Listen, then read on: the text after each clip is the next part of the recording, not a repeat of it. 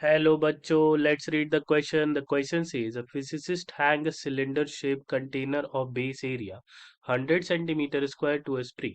He slowly poured water into the container and found that the surface of the water remained at the same level with respect to the ground. Find the spring constant K of the spring. The density of the water is 100 kg per meter cube. तो इस question में हमें दिया गया है कि surface of water जो है वो सेम लेवल पे रहता है विथ रिस्पेक्ट टू ग्राउंड। तो यानी कि स्प्रिंग जो है वो हमारा इलोंगेट होगा, इसीलिए इस क्वेश्चन का की कंसेप्ट हो जाएगा स्प्रिंग मास सिस्टम। तो अब हम स्प्रिंग फोर्स को मास के अगेंस्ट इक्विलिब्रियम में शो कर सकते हैं।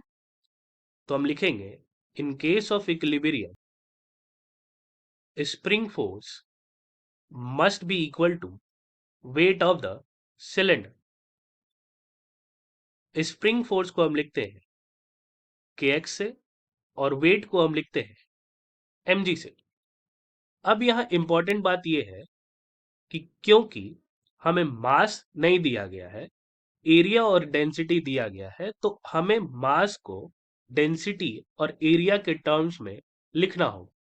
और दूसरा इंपॉर्टेंट बात यह है कि अगर हम इसमें पानी धीरे धीरे पोर करते हैं तो लेवल पानी का with respect to ground same रहता है, यानी कि स्प्रिंग का इलोंगेशन और वाटर लेवल राइज करने का जो डिस्टेंस है वो सेम है। तो हम इस इक्वेशन को फर्दर लिख सकते हैं कि dx is equal to dmg। अब हम सबसे पहले चेंज इन मास या dm को एरिया और डेंसिटी के टर्म्स में लिखते हैं।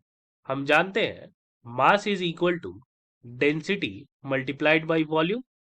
So change in mass will be equal to density multiplied by change in volume.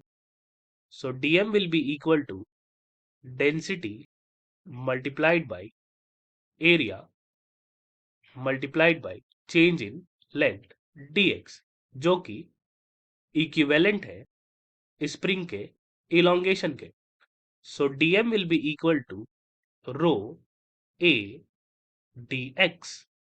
अब हम इसे पुट करते हैं अपने ओरिजिनल इक्वेशन में, तो ये हो जाएगा कि dx is equal to rho a dx multiplied by acceleration due to gravity g.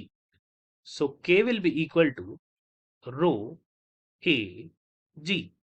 अब हम वैल्यूज पुट करते हैं।